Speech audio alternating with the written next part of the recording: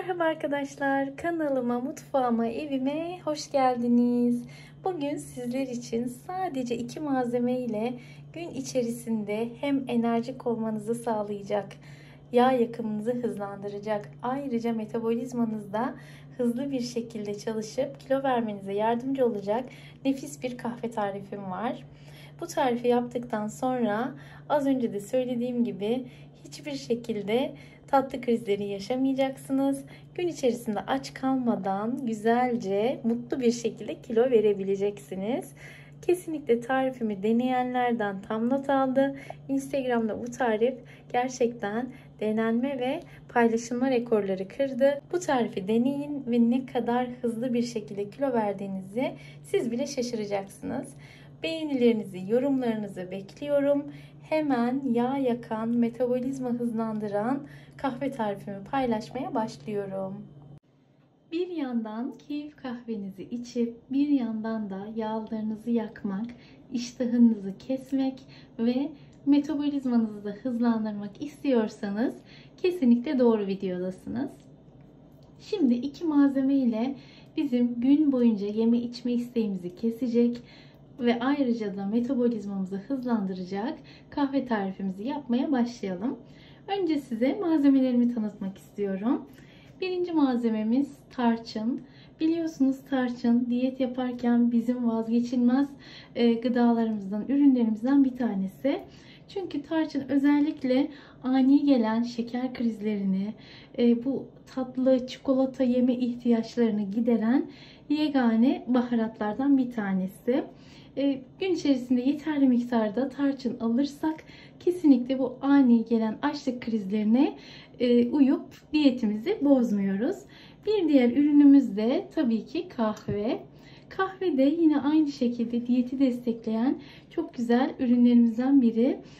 Özellikle aç karnına içilen kahve yağ yakımını hızlandırıyor, iştahı kesiyor ve böylelikle de gün içerisinde çok fazla atıştırmalık yapmadan, çok fazla abur cubura kaçmadan güzel bir şekilde hem tok kalıyoruz hem de keyifli bir şekilde kilolarımızdan kurtuluyoruz. Şimdi hemen tarifimi uyguluyorum. Burada da bir fincan suyum var. Ben normal kahve fincanından bir boy büyük çay fincanında yapmayı tercih ettim. Bir fincan suyumu cezveme aldım. Şöyle çay kaşığının ucuyla, yani yarım çay kaşığı kadar tarçını cezveme ilave ediyorum. Çok fazla tarçın kullanmanıza gerek yok. Bir çay kaşığından az, yarım çay kaşığı ya da çay kaşığının ucuyla tarçın bizim için yeterli gelecektir. Ben biliyorsunuz biraz büyük boy bir fincan kullanmış olduğum için şöyle tepeleme bir tatlı kaşığı da kahve alıyorum. Tabii ki diyet bir kahve, özellikle de yağ yakımını hızlandırması gereken bir kahve olduğu için şeker kullanmıyoruz. Ve bunu güzelce biraz karıştırdıktan sonra ocağımızda pişireceğiz. Pişirirken uygulamamız gereken bazı püf noktaları var. Bu püf noktalarını şimdi size kaynamaya başladıkça anlatacağım. Kahve yaparken ilk dikkat etmemiz gereken en önemli kurallardan bir tanesi ocağımızın altını açmadan önce güzelce suyumuzu ve kahvemizi karıştırmak. Şimdi güzelce karıştırdıktan sonra kısık ateşte ve bu küçük gözün en kısık tarafıyla kahvemi pişirmeye başlıyorum. Kahvemizin lezzetli olması, bol köpürmesi için kısık ateşte olması en önemli kurallardan bir tanesi.